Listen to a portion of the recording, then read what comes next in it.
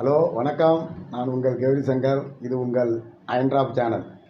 இன்றைக்கி நம்ம புதுசாக ஒரு சின்ன சின்ன மெல்லிசு பட்டைகளை வளைக்கிறதுக்கு ஈஸியாக ஒரே ஆள் வளைக்கிறதுக்கு மேனுவலில் ஒரு கை செஞ்சு காட்ட போகிறேன்.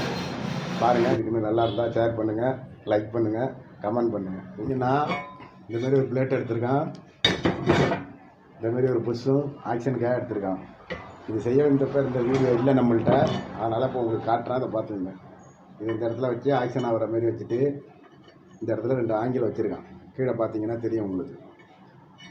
இதில் உங்களுக்கு என்ன ஹேண்டில் இருக்கோ அதை போட்டுக்க வேண்டியது.